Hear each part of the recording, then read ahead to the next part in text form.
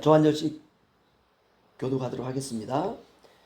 그러므로 내가 너희에게 이르노니 목숨을 위하여 무엇을 먹을까 무엇을 마실까 몸을 위하여 무엇을 입을까 염려하지 말라. 목숨이 음식보다 중하지 아니하며 몸이 의복보다 중하지 아니하냐. 공중의 새들아 씻지도 않고 거두지도 않고 창고에 모아두지도 아니하되 너희 하늘 아버지께서 기르시나니 너희는 이것들보다 귀하지 아니하냐. 너희 중에 누가 염려함으로 그 키를 한 자라도 더할 수 있겠느냐. 또 너희가 어찌 의복을 위하여 염려하느냐. 들의 백합화가 어떻게 자라는가 생각하여 보라.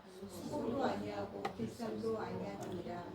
그러나 내가 너희에게 말하노니 솔로몬의 모든 영광으로도 입은 것이 이 꽃 하나만 갖지 못하였느니라. 오늘 있다가 내일 아궁이에 던져지는 들들도 하나님이 이렇게 입히시거든 하물며 너희일까 보냐. 믿음이 작은 자들아. 그러므로 염려하여 이르기를 무엇을 먹을까 무엇을 마실까 무엇을 입을까 하지 말라. 이는 다 이방인들이 구하는 것이라. 너희 하늘 아버지께서 이 모든 것이 너희에게 있어야 할 줄을 아시느니라. 그런즉 너희는 먼저 그의 나라와 그의 의를 구하라. 그리하면 이 모든 것을 너희에게 더하시리라. 그러므로 내일을 위하여 염려하지 말라. 내일은 내일 염려할 것이요 한날의 괴로움은 그날로 족하니라. 아멘. 우리가 십자가와 부활 23번째 오늘 내려놓음과 누림이라는 제목으로 함께 은혜를 나누기를 원합니다. 이런 말이 있습니다. 늙은 40보다 젊은 70이 낫다. 잘 새겨보세요. 훨씬 낫습니다. 젊은 70이 나요. 몸이 늙는 건 막을 수 없습니다. 그러나 여러분 생각은 늙지 마시기를 주의 이름으로 축원합니다. 하나님 그렇게 만들었어요. 우리가 살아가면서 생각의 노화를 극복해야 됩니다. 이런 말이 있어요. 남자는 마음이 늙어가고 여자는 얼굴이 늙어간다. 세월 지나면요 남자들은 마음이 늙어가요. 여자들은 마음은 안 늙어요. 외모가 늙지. 생각을 바꾸면 젊어집니다. 생각이 늙는 게 진짜 노화예요. 생각이 늙으면 불행해집니다. 생각이 늙는 건 세월 때문이 아니라 개인적인 문제입니다. 우리가 말씀 시간을 통해서 생각을 하나님의 생각으로 하나님의 비전과 꿈으로 채워야 되리라 믿습니다. 사람이 믿음을 가지면 젊어집니다. 그런데 의심을 가지면 늙어져요. 확신을 가지면 젊어집니다. 그러나 마음의 공포를 가지면 늙습니다. 소망을 가지면 우리가 젊어집니다. 그러나 소망을 잃으면 늙게 됩니다. 우리가 예수 그리스도를 믿은 이후에 변한 게 무엇일까? 생각이 변한 겁니다. 그럼 어떤 생각이냐? 오늘 이것 하나만 전하려고 하는데요. 모든 것은 하나님이 다스리신다. 굉장히 중요한 칼빈주의의 교리입니다. 장로교 교리 가운데 가장 중요한 교리가 아닐까? 하나님의 주권이라는 말이죠. 모든 것은 하나님이 다스리신다. 이 말을 조금 쉽게 말하면 이 말이에요. 모든 건 하나님이 책임지신다. 하나님 책임지신다는 거예요. 나를 사랑하시고 나를 보호하신다. 다 똑같은 말입니다. 그러므로 하나님은 우리에게 늘 이렇게 말씀합니다. 걱정하지 말아라. 염려하지 말아라. 두려워하지 말아라. 무서워하지 말아라. 그런데 우리는 하나님은 그렇게 말씀하는데 우리는 염려하고 걱정하고 두려워하고 무서워합니다. 왜 그렇습니까? 이게 뭔가 얽힌 거예요. 뭔가 잘못된 겁니다. 뭔가 헷갈린 거예요. 예수님을 수십 년 믿었는데도 이게 잘 안 돼요. 하나님이 모든 것을 전부 다스리신다. 이 말은 하나님이 너를 책임지신다. 이 말이에요. 책임지신다 라고 하시는데 왜 우리가 우리의 인생을 주님께 못 맡길까? 이런 거 아닐까요 혹시? 맡기면 죽는 거 아닐까? 맡기면 엉망이 되지 않을까? 맡기면 가난해지지 않을까? 맡기면 안 될 거야. 여러 가지 이유가 아마 있을 것입니다. 하지만 결정적인 건 못 믿는 겁니다. 하나님이 모든 것을 다스리신다. 하나님이 너를 책임지신다. 하나님이 너를 보호하시고 너를 사랑하신다고 함에도 불구하고 우리가 인생을 맡기지 못하는 이유가 뭐냐? 못 믿는 겁니다. 그 하나님을. 그 왜 뭘 못 믿느냐? 하나님이 모든 것을 다 책임져 주신다라고 하는 것을 못 믿는 것입니다. 그렇다면 그건 이제 신앙이 아니죠. 인생은 이 싸움입니다. 하나님을 믿느냐? 하나님을 믿지 않을 것이냐? 우리가 영과 육, 우리가 영적인 싸움, 육적인 싸움 말할 때 영과 육의 싸움은 바로 이 싸움입니다. 믿을 것이냐 못 믿을 것이냐, 하나님께 나를 전부 맡길 것이냐 아니면 나를 맡기지 못할 것이냐. 때때로 이럴 때도 있죠. 나는 반만 맡긴다. 이거 안 맡기는 겁니다. 맡기려면 다 맡겨야 돼요. 안 맡기려면 안 맡기는 것입니다. 하나님에게는 전부가 아니면 아닙니다. 신앙의 시작은 하나님이 계시고 하나님이 모든 것을 다스리신다, 하나님이 나를 책임지신다 라고 하는 것을 믿는 것, 이것이 신앙의 시작입니다. 하나님은 창조주이시고 구원주이시고 우리의 심판주이십니다. 창조하시기도 하시지만 마지막에는 세상을 심판하십니다. 세상을 심판하신 이후에는 새하늘과 새 땅으로 저와 여러분을 인도하실 것입니다. 그 사이에 무엇이 있느냐? 예수 그리스도의 십자가의 죽으심과 부활과 성령 강림하심이 있습니다. 십자가는 우리의 죄에 대한 죽으심이고 부활은 십자가가 진리였다라고 하는 것을 증거하는 것이고, 성령 강림은 우리의 구원을 이루시고 끝까지 우리를 견인하시기 위한 하나님의 보호하심입니다. 그러니까 하나님의 구원은 완벽합니다. 완전한 구원의 파노라마입니다. 그렇다면 남은 것은 우리의 믿음입니다. 그 하나님을 우리가 믿는 것입니다. 히브리서 11장 6절은 이렇게 말합니다. 믿음이 없이는 하나님을 기쁘시게 하지 못하나니 하나님께 나아가는 자는 반드시 그가 계신 것과 또한 그가 자기를 찾는 자들에게 상 주시는 이심을 믿어야 할지니라. 아멘. 여러분, 인생을 사시면서 절대로 낙심하지 마시기를 주님의 이름으로 부탁을 드립니다. 어떤 환경이 와도 낙심하면 안 됩니다. 기쁨도 슬픔도 고통도 즐거움도 분노도 억울함도 하나님이 다 다스리세요. 하나님이 다 책임져 주십니다. 우리가 그 사실을 믿는다면 우리는 평안하게 살 수 있습니다. 기쁨으로 살 수 있습니다. 여러분, 인생을 살면서 내가 모든 것을 다 하려고 할 필요가 없습니다. 그럴 수도 없고요. 그렇게 하지 않아도 되고요. 그러려고 노력하지 않아도 괜찮습니다. 우리가 모든 것을 내가 다 하려고 하면 탈이 납니다. 신앙에 탈이 나고, 신앙에 탈이 나면 신앙이 힘을 잃고, 그러면 맥이 빠져요. 지칩니다. 여러분, 모든 것은 하나님이 하십니다. 이 부분에 강력한 믿음이 있어야 돼요. 오늘 마태복음 6장 말씀이 그 말씀 아닙니까? 너 무엇을 먹을까? 무엇을 입을까? 어디에 살까? 걱정하지 말라는 거예요. 하늘에 있는 저 새와 들에 있는 백합화를 책임진 하나님께서 너 하나 책임지지 못하겠느냐? 솔로몬의 모든 영광도 저 들에 핀 저 꽃 하나의 영광보다 그것보다 결코 낫지 않다, 이 말씀하시지 않습니까? 하나님께서 들의 꽃을 책임져 주시듯이 저와 여러분을 책임져 주신다는 것입니다. 그런데 예수님께서 이 세상에 오셔서 사람들을 보니까 어떻게 보였느냐? 이 부분에 믿음이 없었다는 것이에요. 주님을 따라다녀도, 주님을 믿는다고 해도 현실의 문제 앞에만 딱 서면 믿음이 사라지는 거예요. 평안하고 좋을 때는 좋습니다. 정말 평안하고 기쁠 때는요, 사자가 와도 사자를 때려잡을 수 있는 믿음이 있어요.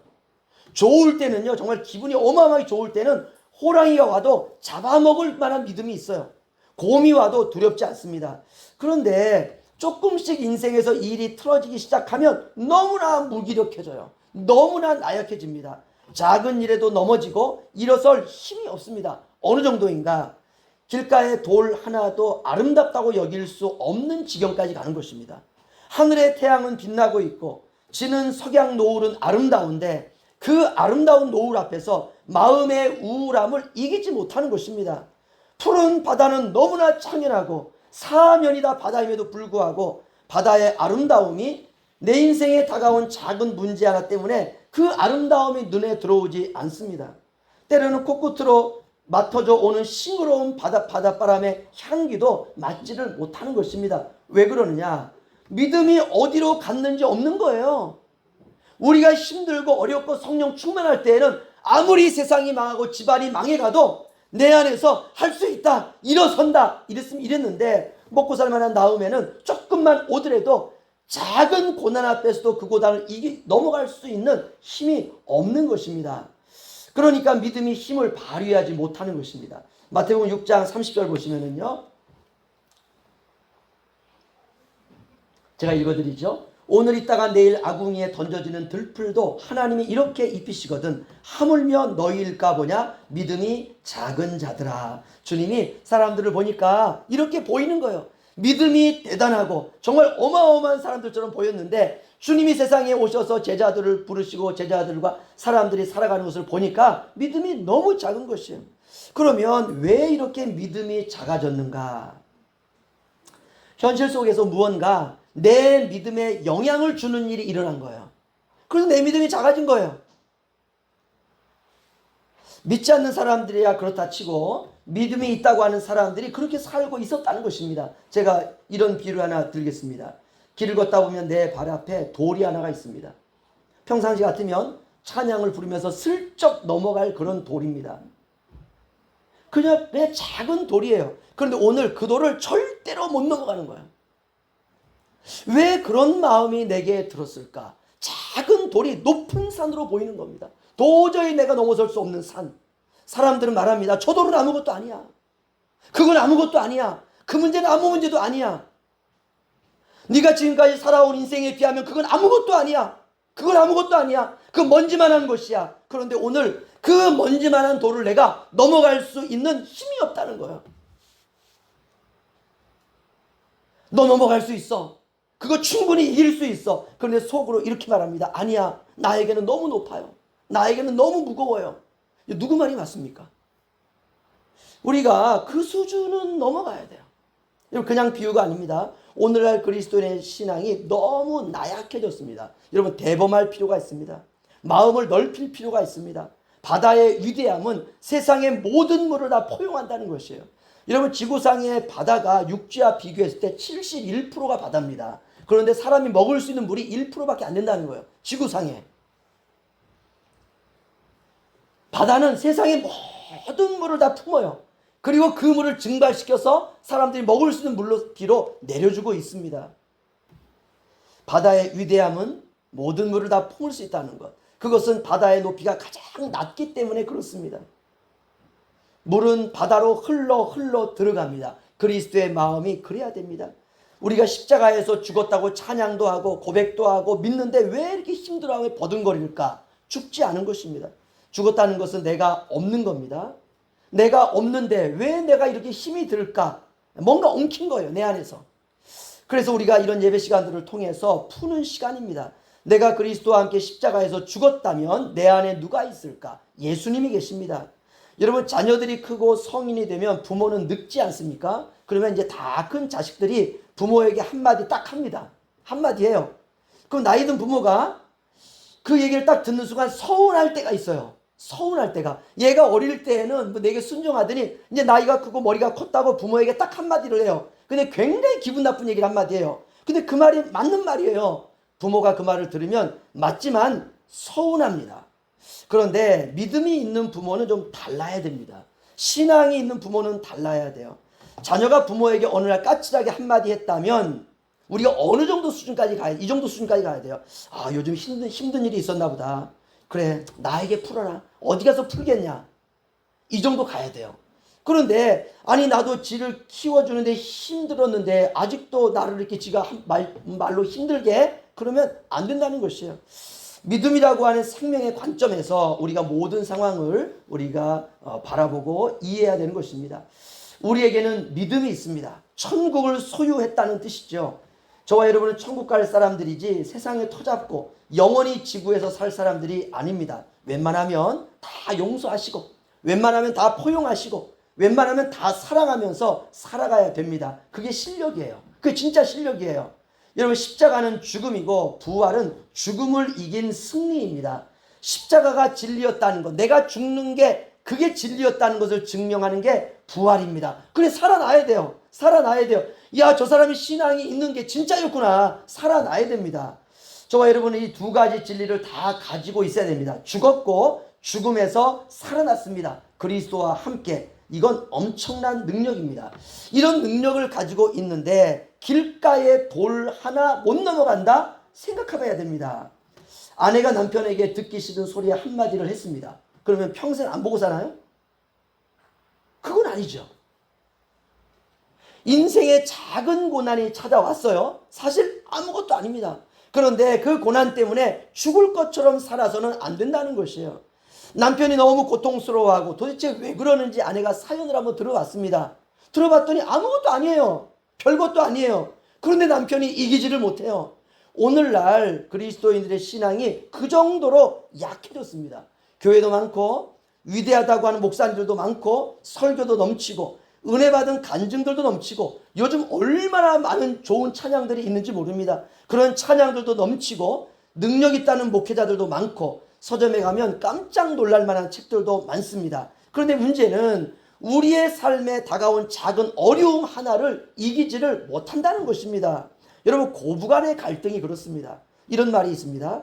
지구가 멸망해도 고부간의 갈등은 사라지지 않는다. 이런 말이 있어요. 이만큼 심각하다는 뜻이에요. 고부간의 갈등의 사례들이 굉장히 많은데 제가 한 가지 신문에 난 기사를 좀 스크랩해 왔습니다. 이런 기사가 있어요. 저는 결혼 4년 차에 들어간 30대 여성입니다. 남편과 맞벌이 부부입니다. 첫 아이 출산을 앞두고 시어머니가 얘야 내가 너를 도와주겠다 하시면서 함께 살게 되었습니다. 처음에는 무지 좋았습니다. 그런데 갈등이 시작됩니다. 시어머니는 육아 방식부터 집안일, 며느리의 옷차림부터 외출까지 모든 것을 간섭하기 시작했고 특히 친정에 다녀오는 문제에 대해서는 왜 그렇게 자주 친정에 가냐 핀잔이 늘어나기 시작했습니다. 문제는 남편의 태도였습니다.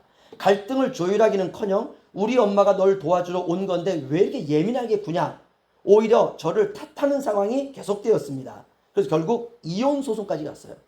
이거 어떻습니까? 해결점이 보여요. 들어보면 별거 아니에요. 시어머니한테도 별거 아니고 며느리한테도 별거 아닙니다. 사실은요. 그런데 서로의 생각에 꽂히면 평생 트라우마가 됩니다. 여러분, 그저 작은 눈덩이였는데 어느 날 태산이 되어 있는 거예요. 그렇게 살면 나만 손해입니다. 특별히 그리스도인들의 경우에 예외가 아닙니다. 조금만 생각을 넓혀도 충분히 해결 가능한 문제를 키워서 서로 이혼까지 가는 그런 경우가 되어서는 안 된다는 것입니다. 오늘 본문 제가 한번 읽어 드릴 테니까 한번 곰곰이 한번 생각해 보시죠. 그러므로 내가 너희에게 이르노니 목숨을 위하여 무엇을 먹을까 무엇을 마실까 몸을 위하여 무엇을 입을까 염려하지 말라. 목숨이 음식보다 중하지 아니하며 몸이 의복보다 중하지 아니하냐. 공중의 새를 보라. 심지도 않고 거두지도 않고 창고에 모아들이지도 아니하되 너희 하늘 아버지께서 기르시나니 너희는 이것들보다 귀하지 아니하냐. 너희 중에 누가 염려함으로 그 키를 한 자라도 더할 수 있겠느냐. 또 너희가 어찌 의복을 위하여 염려하느냐. 들의 백합화가 어떻게 자라는가 생각하여 보라. 수고도 아니하고 길쌈도 아니하느니라. 그러나 내가 너희에게 말하노니 솔로몬의 모든 영광으로도 입은 것이 이 꽃 하나만 갖지 못하였느니라. 오늘 있다가 내일 아궁이에 던져지는 들풀도 하나님이 이렇게 입히시거든 하물며 너희일까 보냐. 믿음이 작은 자들아. 그러므로 염려하여 이르기를 무엇을 먹을까 무엇을 마실까 무엇을 입을까 하지 말라. 이는 다 이방인들이 구하는 것이다. 너희 하늘 아버지께서 이 모든 것이 너희에게 있어야 할 줄을 아시느니라. 그런즉 너희는 먼저 그의 나라와 그의 의를 구하라. 그리하면 이 모든 것을 너희에게 더하시리라. 그러므로 내일 일을 위하여 염려하지 말라. 내일 일은 내일이 염려할 것이요 한날의 괴로움은 그날로 족하니라. 아멘. 여러분, 내일 일을 위하여 염려하지 말라. 내일 일은 내일이 염려하게 내버려 두고 한날 괴로움은 그날로 족하니라. 무슨 말입니까? 오늘 하루 내게 괴로움이 오면 그날로 끝내세요. 주님의 말씀입니다. 여러분, 끌어안고 살면 절대로 안 돼요. 그날 하루 넘기면 안 됩니다. 절대로 안 돼요. 그런데 이게 안 된다는 거예요. 이게 왜 그렇습니까? 꽂혀서 그래요. 여러분, 주님 외에는 꽂히면 안 됩니다. 주님에게만 꽂혀야 돼요. 이거 습관화시켜야 됩니다. 그렇지 않으면 길가에 아무것도 아닌 돌 하나 넘어가지 못하는 신앙으로 추락합니다. 그럼 어떻게 하면 되느냐? 오늘 주님이 제자들에게 비결을 알려주십니다. 그의 나라와 그의 의를 구하라. 이 말은 세상에 대하여 죽으라 이 말입니다. 신경 쓰지 말라는 게 아니라 하나님께 전부 맡기라. 맡긴다는 것은 내 손을 떠났다는 것입니다. 이게 죽음입니다. 내 소관 아니라는 것이에요. 하나님이 이제 이 문제는 주님께 드립니다. 그리고 그의 나라와 그의 의를 구하는 것입니다. 하나님의 나라라고 하는 이 원어는 원래 통치라는 개념을 가지고 있습니다. 하나님의 다스림과 하나님의 통치를 받는 것, 그게 하나님의 나라입니다. 하나님의 통치와 하나님의 선하심, 바로 그것을 우리가 구하는 것입니다. 문제 앞에서 우리가 근심하고 안절부절할 것이 아니라 하나님이 이 모든 것을 주관하시고 통치하신다는 믿음과 이 모든 문제 안에 예수 그리스도께서 행하실 거룩한 역사를 기대하면서 모든 문제에 임하는 것입니다. 모든 것 안에 그의 나라와 그의 의가 들어 있습니다. 그것을 통해서 하나님이 그분의 통치하심과 그분의 역사를 나타내실 것입니다. 그래서 현재 나에게 나타난 것들은 매우 중요한 재료입니다. 내가 너희에게 이르노니 목숨을 위하여 무엇을 먹을까 무엇을 마실까 몸을 위하여 무엇을 입을까 염려하지 말라. 여러분 현실은요 전부 이런 현상으로 다가와요. 먹을 것, 입을 것, 마실 것, 목숨과 관련되고 몸과 관련되고 마음과 관련된 일상의 문제로 다가옵니다. 그런데 거기서 내가 예상하는 대로 이루어지지 않으면 어떻습니까? 불안해요. 근심이 오고 염려가 오고 싸움이 나고 갈등이 유발됩니다. 그렇게 보입니다. 그런데 거기서 끝나면 삶이 절망스러움까지 가는 것입니다. 그러지 말라는 것이에요. 바로 그 속에 복음의 비밀이 있습니다. 오늘 내게 다가온 의식주 문제와 여러 가지 많은 문제 속에 바로 복음의 비밀이 있습니다. 그 속에 주님의 나라와 주님의 의를 드러내신다는 것입니다. 우리에게는 십자가와 같은 아픔의 고난이지만 그 십자가 안에 부활이 있고 그 속에 주님의 통치가 있고 그 속에 주님의 선하심이 있습니다. 거기까지 가야 돼요. 내 삶에서 버려질 것은 하나도 없다는 뜻입니다. 직장이 그렇고요. 가정이 그렇고 교회가 그렇고 모든 관계가 그렇고 저와 여러분의 일상이 그렇습니다. 제가 설교를 시작하면서 이런 말씀을 드렸습니다. 모든 것은 하나님이 다스리신다. 여러분 이 진리 앞에 항복하는 것 이것이 십자가이고 부활입니다. 모든 것을 다스리신다는 이 진리가 우리에게 오면 하나님이 다스리시니까 나를 내려놓게 되고 새로운 삶을 기대하게 되는 것입니다. 내려놓음은 십자가이고 기대는 부활입니다. 여러분 십자가와 부활은 동전의 양면처럼 붙어 있습니다. 여러분 동전이 한 면만 있으면 동전이 아닙니다. 양면이 다 있어야 돼요. 십자가와 부활의 복음이 저와 여러분의 인생의 한복판을 흘러가는 생명의 강줄기가 되시기를 주님의 이름으로 축원합니다.